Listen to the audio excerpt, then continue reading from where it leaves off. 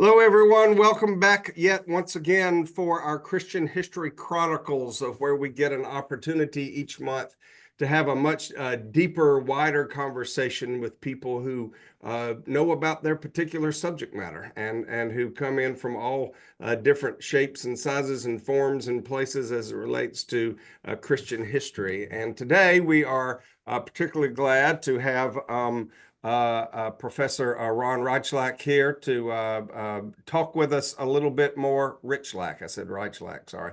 I'm probably not the first one that's ever done that quick, okay? I didn't know better, okay? But who is a professor at the University of Mississippi Law School in Oxford, Mississippi, and he wrote a book and has had many books, but one of the books that he's written that is particular of interest to us is this book as it relates to called Hitler, the War, and the Pope. And the Pope we're speaking of is Pope Pius XII. So, Professor, tell us, how did you get interested in this particular subject as it related to Pope Pius XII? Well, first of all, thanks, Nick, for having me. I appreciate it. I've enjoyed getting to know you and talk to you a little bit about what you do, and happy to be part of it. My involvement in this process has been fascinating to me. I've been on the faculty at the University of Mississippi since 1987.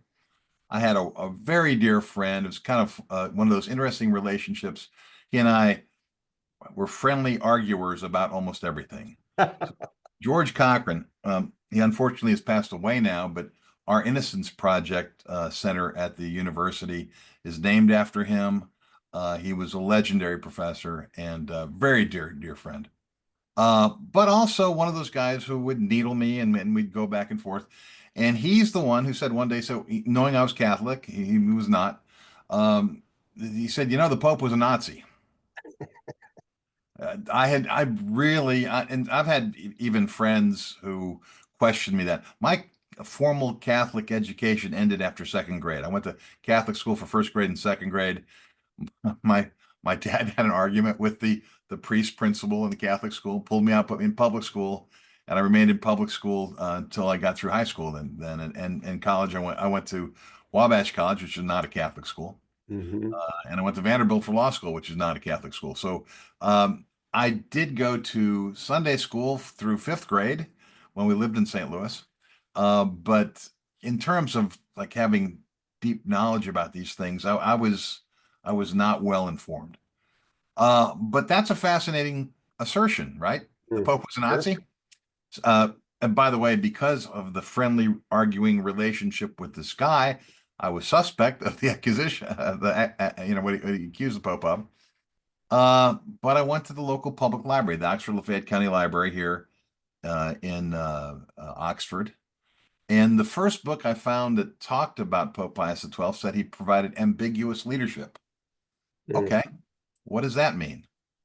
Next thing, and just start reading stuff, going through. I got a table at the public library, pulled down every book that I thought looked reasonable.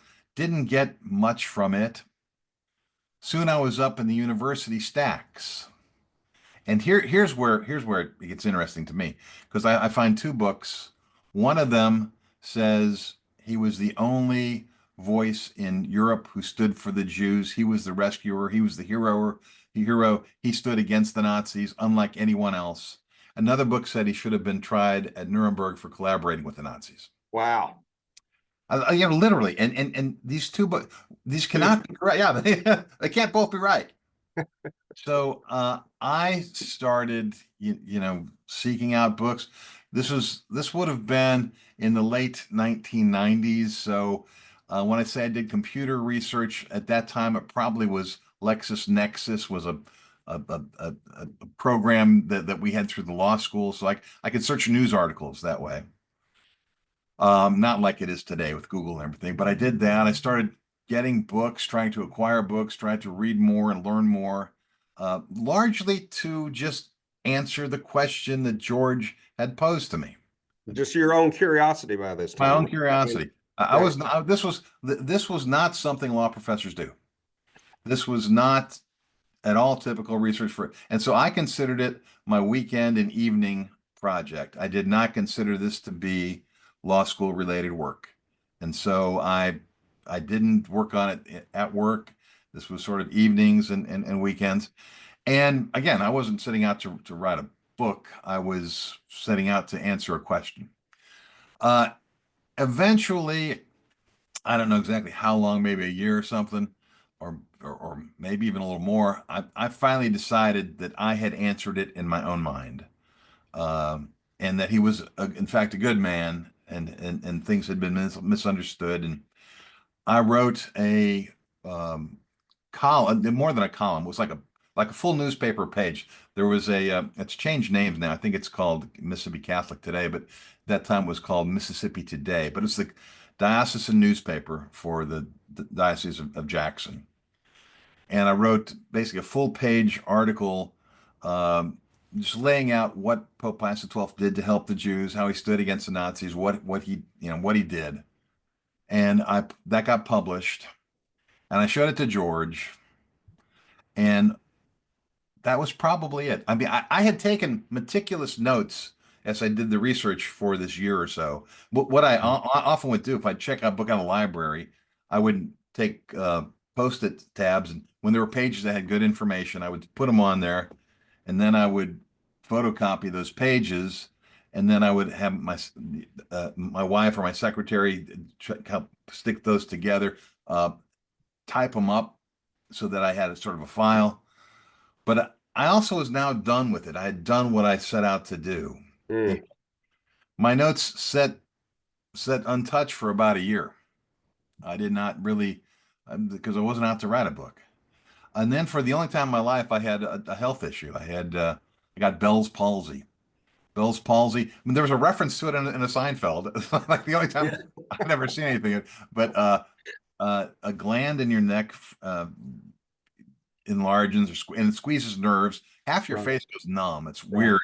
And if it's not treated early, you can lose mobility on that half of your face, which is the scary part.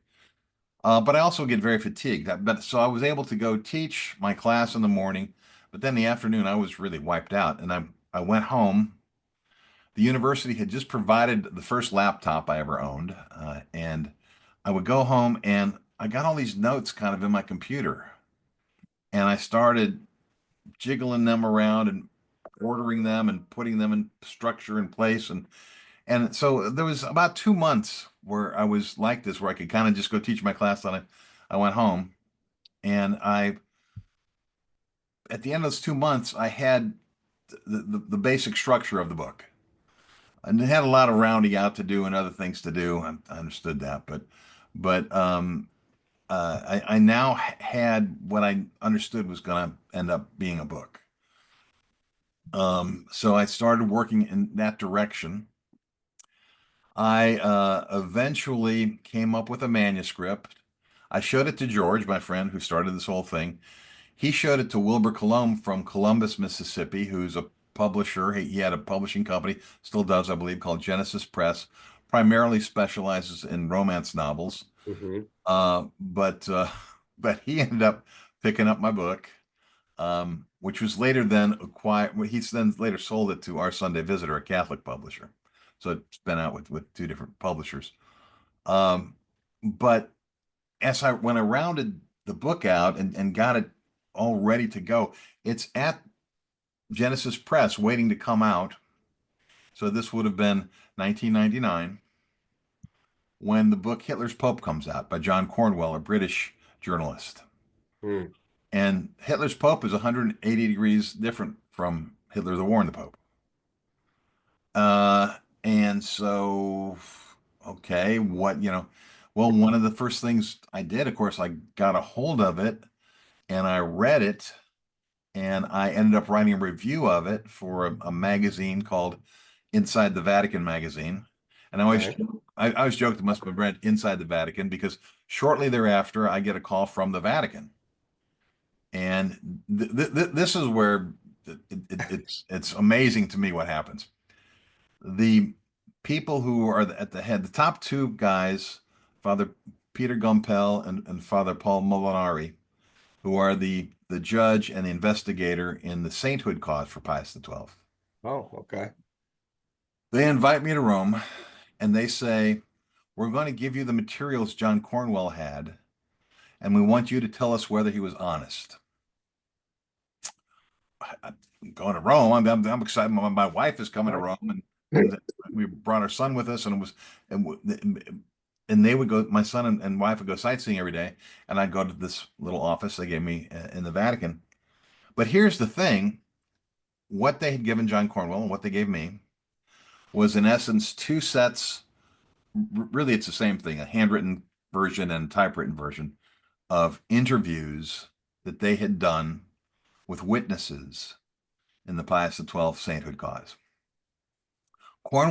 These were from the secret archives, the so-called secret archives. It's been renamed now. It's not even called that, but at the time it was known as the secret archives Of the Vatican, you mean? of the Vatican. Right, right. And John Cornwell made this big deal out of, I had special access to documents from the secret archives, and I read these documents, and I was left in a state of moral shock because I realized that Pope Pius XII was Hitler's pope. He was the perfect pope for Adolf Hitler. It was very much, Cornwell very much, if you go back and read this stuff, and the reviewers all talk about the impact on him, is very much, he made it personally about what he saw, what he felt, not about what the document said, but very much that way. If you read his intro and everything else. So I go in there, I go in this office, and they got these documents for me. And I realize immediately that these are written in different languages. And I had 4 years of French, so I can make my way through French and some related Romance languages. But you know, I German I was no good at, and Italian, which I can kind of read now, I couldn't read well at all at the time. I spent a day and a half just in a state of panic. The Vatican has brought me over to look at these documents, and I'm just going to be lost. What am I going to do? I don't. And after literally a day and a half, it was the second day. There's a copy of Hitler's Pope, John Cornwell's book, in there, the British edition, which is a story in and of itself. But I started paging through it and realized that he has footnotes to these documents to direct me, or any reader, but most people could never get these I was like maybe the reader who ever had these documents in front of them, and Cornwell's book. So I start going through, and there were, I believe, 30 citations he had to the secret archives from these citations. All of them were to English, by the way. He didn't cite any. He didn't cite any, so I didn't have to worry about the German or the other languages or whatever. He only used English speaking sources. And I go through, and there's actually a chart in Hitler, the War, and the Pope. If you flip through the back later on, not right now, I'm gonna have to. No, but you'll see where I say, okay, so it's this chapter in Hitler's Pope cites to, you know, this witness, and here's what the witness said. And so I started making this chart, okay, and so chapter 2, he's got a citation to someone who talks about Eugenio Pacelli was Pius XII. So Eugenio Pacelli became Pope Pius XII. Young Eugenio had an unusual sense of control over himself. Okay. Little on high school, Eugenio was sort of sickly, and they had to give him special foods. Okay. I start making this chart. And by the way, this is what John Cornwell said left him in a state of moral shock. I am waiting for the shoe to drop, fully expecting that it would. Right. Until I got about 3/4 of the way through, or maybe more than half the way through, anyway, when I realized Cornwell was playing a game. He would cite and say something like, you know, when he was in seminary, Pacelli's family had to bring him food, and that would be cited. And then he'd write a paragraph about how Pacelli, you know, demanded special treatment or whatever. Nothing what the witness said. So he's citing witnesses and making arguments, but he's not saying what the witnesses said. Not doing the full loop, right? Yeah, not at all. And he's doing a very intentional, deceptive way. And so I have this chart I put in the book, and I end up telling telling the Vatican no, Cornwell was not honest. He was very dishonest, and in fact had this neat opportunity came up. There was a magazine called Brill's Content Magazine. Stephen Brill was sort of a well-known figure for 15 minutes or so. And he had this magazine. And I don't know if you remember, but there was a book that had come out about President George W. Bush that said he used cocaine. Uh, Yep. and then they had to withdraw that book because it Yep. was not properly founded. Well, Brill's Content did an article about that book and then kind of raised the question, do editors even check books anymore? And as an example, they said, we picked four recent books and we decided to see if we could check them. Now, one of those four books was Hitler's Pope. And they said, he used a secret archive, so it's hard to tell. But as far as we can tell, everything looks good in here. Looks like it's all legitimate. Well, I, immediately contacted Brill's Content magazine and said, no, it's not. And boy, I tell you what, there was this hectic weekend because they insisted. They gave me like 48 hours, and I wasn't just citations. I had to fax them. I think we were using faxes at the time. Right. Copies of every page of every document of everything I said. I wasn't allowed to say anything, wasn't allowed to cite it. I had to send them the supporting sources. And did But the Vatican let you make copies of those before you left out of no, no, no.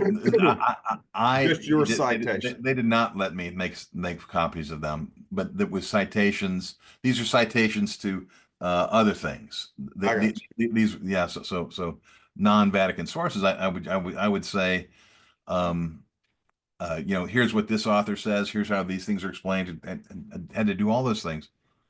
And I ended up writing a piece. They allowed me, and Cornwell responded to. So we have an exchange, which I published, I think, in a book, Righteous Gentiles. I published that, I think, later. And I said, nothing in these documents. They said there's nothing controversial. I talked about the 30 citations, the stuff I've just talked to you about. There's nothing. I said there's nothing that could leave an honest person in a state of moral shock. And Cornwell's response was, what about the alleged rumor of a flirtation between the Pope and his housekeeper? Isn't that shocking? What a dull boy our professor must be, meaning what a dull guy I must be. I said, yeah, maybe I'm dull, but I know that that's got nothing to do with the Nazis, with Hitler, with the Jews. It was fabrication. And by the way, he had nothing else to come back to. other He than a rumor. other than a rumor of a flirtation that has nothing to do with the Nazis. And by the way, if you really want to talk through the whole thing, I knew about that footnote. Pius heard there was a rumor going around, demanded a full investigation, was cleared, and was pleased that he was cleared. That's actually what the full testimony was. Uh, but that was all Cornwell had. And I was, for years, I thought for I don't know how long, for some years, I thought Cornwell was just really not understanding what was happening. And my father's passed away now, but he was a psychologist, and Cornwell was on TV once. I was up at my dad's house. We're watching Cornwell on TV, and my dad turns to me and goes, Ronnie, this guy's lying. It's not, and like it just hit me. It's true that it was not an honest mistake. John Mm. Cornwell, like James Carroll, uh, uh, Gary Wills, some other people who've written on this topic, go after Pius XII because they don't like the Catholic Church of today. It's a way of attacking the church. Pius XII is the last pre-Vatican II pope, and so he's the conservative pope. Mhm. At least he was before Benedict. I mean, Benedict sort of is the more modern conservative pope, but uh, he didn't like a lot of the stuff that the Catholic Church sort of stands for, and one way to attack Mm. structures without directly attacking the church would be to attack Pius XII. And if you go back, and one of the things that he accused me of engaging in an ad hominem attack against him, but I think it was fair response. If you're a lawyer, this is character evidence. I think it's acceptable. He said he was a good, loyal, practicing Catholic out to defend the Pope when he did his research that led him to write Hitler's Pope. Uh, I went in, and he said he spent 7 years from when he started until the book came out. I went back 7 years before Hitler's Pope came out and found a number of articles and stuff that he was writing that was very critical of the Catholic Church and why he had left the Catholic Church and other things. So, and it was, I think he created a false backstory. And when I exposed the false backstory, he said I was engaging in ad hominem. I was responding to the argument that he brought up. Right. Right.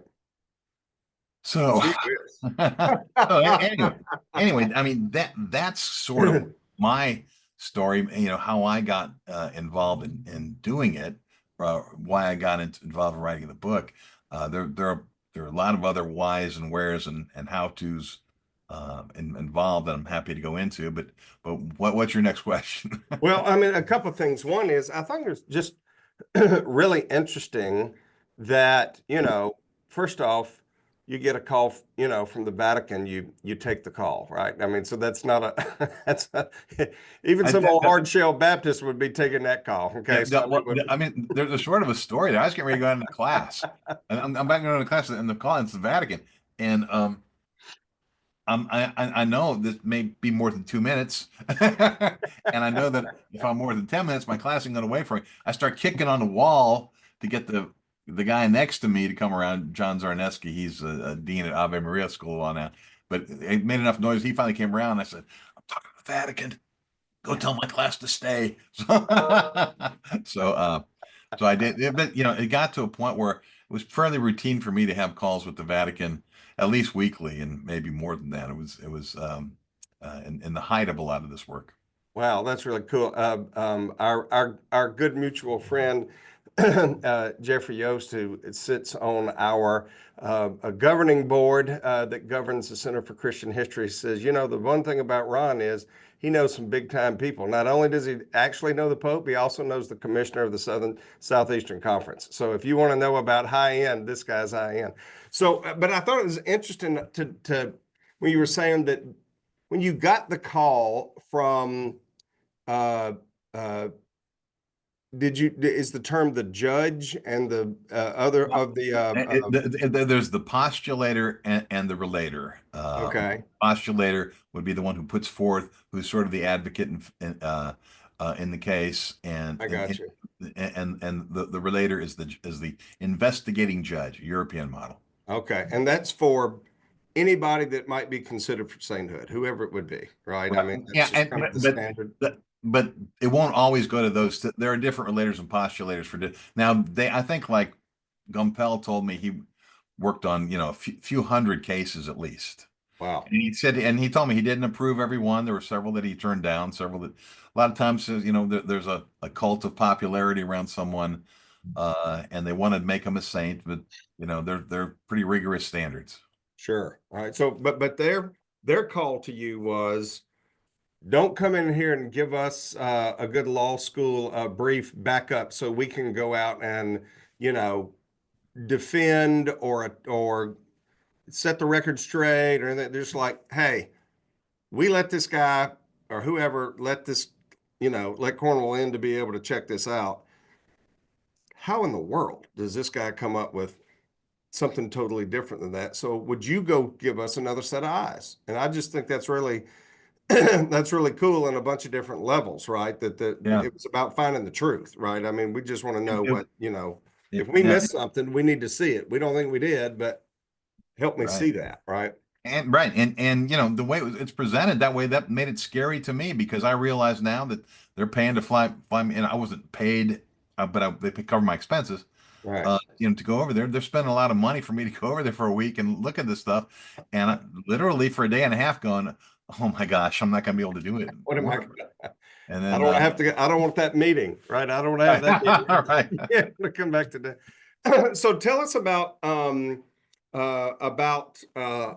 what Pius XII did do or did not do. If I understood right, I mean, did he start out as an archbishop maybe in Munich? Is that right? During the time as the Nazis were growing in power, or He was not an archbishop. Okay.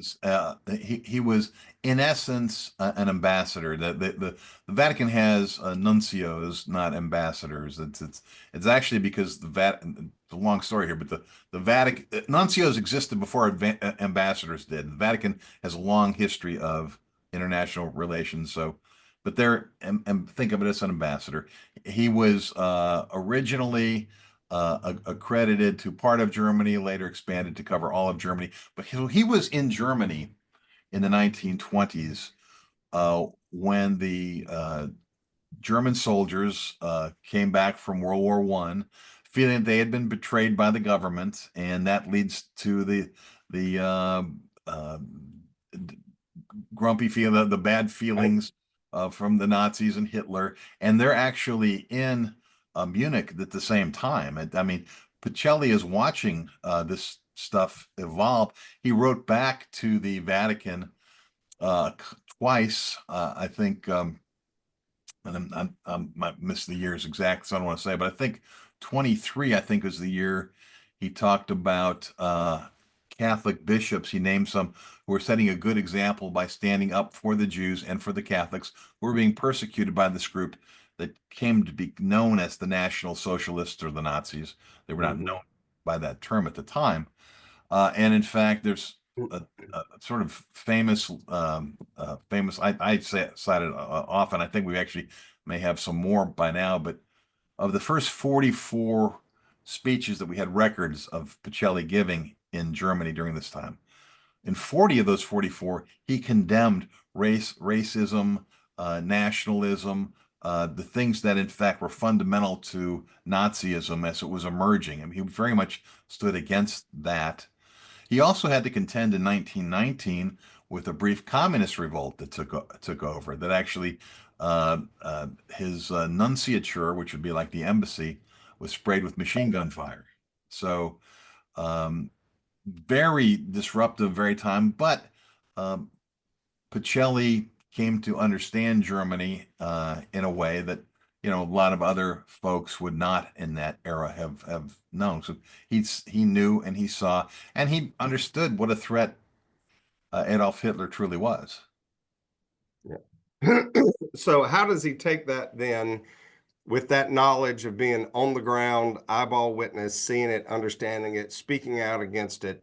Then how does that kind of emerge and roll into the time that he actually is Pope? When does he become Pope? Well, okay, so 1929, he's called home from to Rome from Germany, and was never back in Germany again after 29. Uh, but he became Cardinal Secretary of State. So he's in charge of international relations. One of the big issues there is he, on behalf of the Vatican, signed an agreement with Germany. A lot of people say, he made a deal with Hitler. It was an international agreement that had been offered to Germany in the 1920s. He formally signed it, and it actually ended up being a good thing for Catholics and really for Jews in the long run because they were able to protect, the church was able to protect Jewish people, at least in some cases, because of this agreement. But that's a controversial point in and of itself. In 1937, Pacelli actually wrote an encyclical, the most formal form of papal statements. He wrote it for Pius XI, his predecessor. Pius XI said, and a lot of times people juxtapose the two. They'll say Pius XI was a good guy, Pius XII was a bad guy. Pius XI stood against the Nazis, Pius XII was quiet and did not stand against the Nazis. Well, Pius XII, Pacelli, and another German bishop worked together to write this 1937 encyclical, which was written in German. The only time an encyclical has been written in German and released in German rather than Latin. It was not released in Rome. It was distributed across Germany and read on Palm Sunday in the masses, and then immediately confiscated by the Nazis. Printing presses were destroyed. People who distributed it were arrested. It was completely suppressed after that, but it was very clearly a condemnation of the rising nationalism, the Hitlerism that was spreading had come across Germany by that time. So that was a more confrontational approach than what happened during the war. What happens now, 1938, Pius the 11th passes away, Pius the 12th gets elected, but war also breaks out. Right in this time frame. And so Pius the 12th's first encyclical, in essence, lays out what's the role of a pope in a time of war. And everybody skips over that. I devote an entire chapter to it in Hitler, the War, and the Pope. Uh, he believed that that the church has obligations to people on all sides of conflicts. The church doesn't take sides formally. The church engages in charitable work, in hospital type work, in saving type work.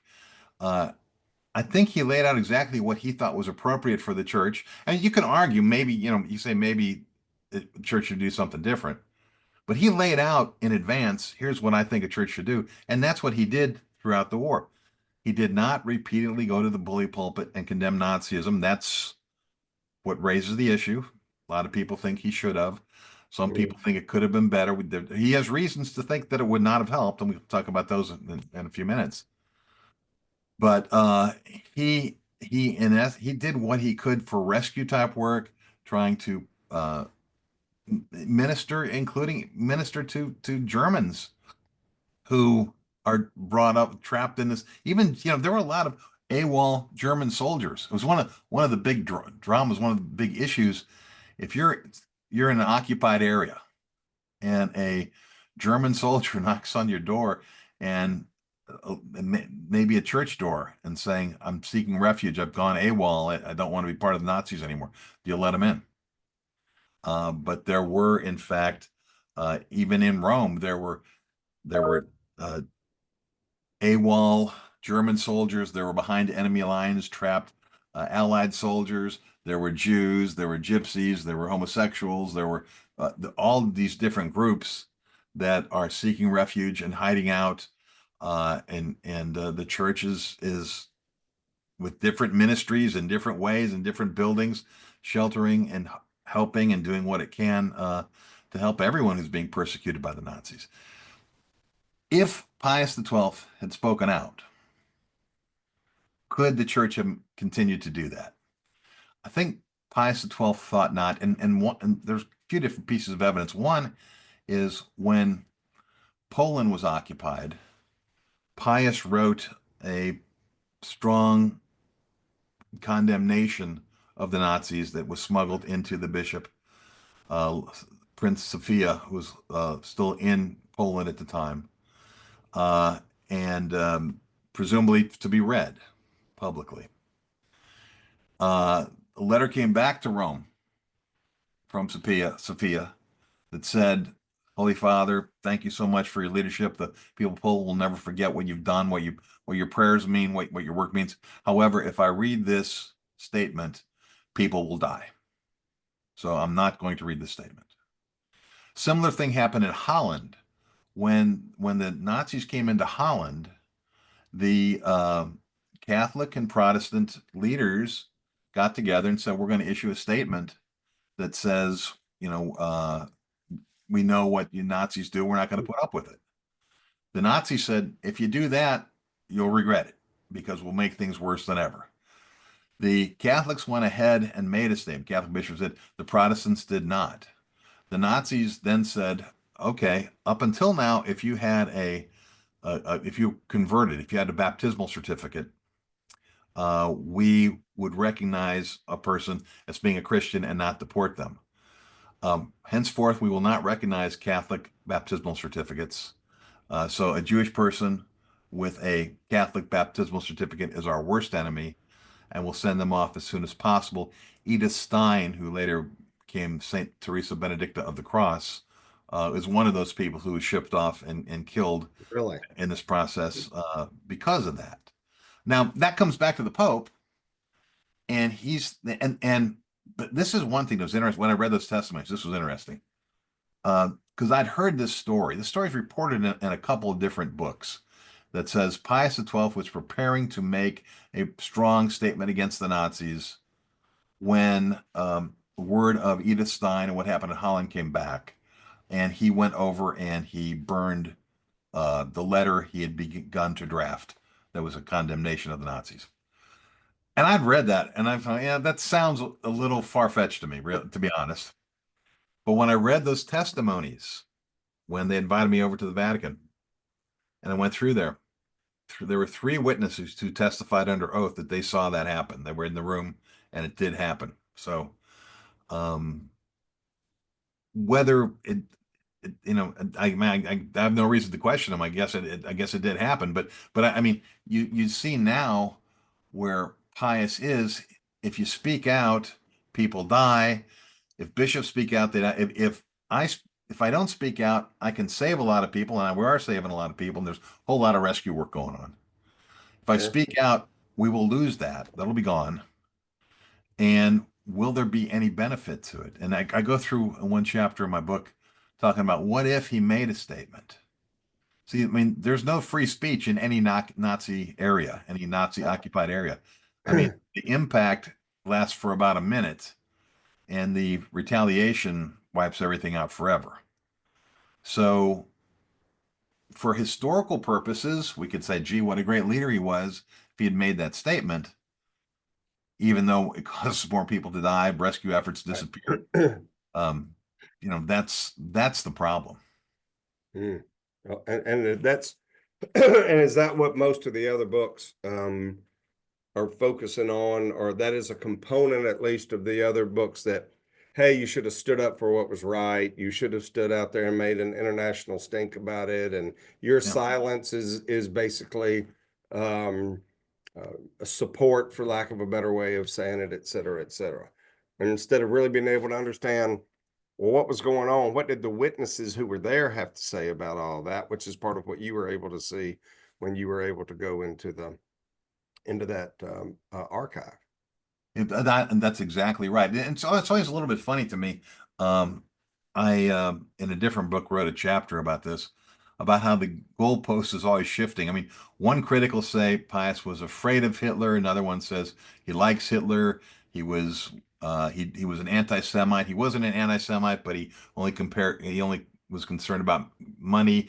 And he wasn't concerned about money, but he wanted centralization of power of the church. There's always a why. There's always a he didn't speak out as much as he should have, and here's why. And the whys are wildly inconsistent, and I think they're always wrong. I mean, I think that there's two things at play here. I mean, I think he knew what was happening, and really no one questioned that he knew that at the time either. I mean, the New York Times Christmas Day editorials, 1941 and 1942, said Pius XII is the only one who's standing up for the Jews. He's pointing his finger right at Hitler. That New York Times lead editorial is saying the Pope is standing against him. The diplomatic folks understood that the Pope was with him. After the war, letters between the president, Truman, because FDR passed away, Truman and the Pope talk about, thanking the Pope, and actually some correspondence during the war from FDR about how the Pope is working with the Allies. And letters, I did go through some archives in Dunwoody Seminary in New York, where there's communication from Rome to Cardinal Spellman, who's the effective leader of the Catholic Church in the United States, talking about collaboration between them. And the Catholic bishops, which they were not under the oppression of the Nazis, were not occupied. So their statements could go out, could have an impact, could be read. They were very outspoken about Hitler and the Nazis and the treatment of the Jews. And afterwards, Spellman and the Pope thank one another for their collaboration in this project. This was not the American bishops acting on their own. This was Right. in collaboration. So the Pope was trying to figure out what buttons to push to make things work best.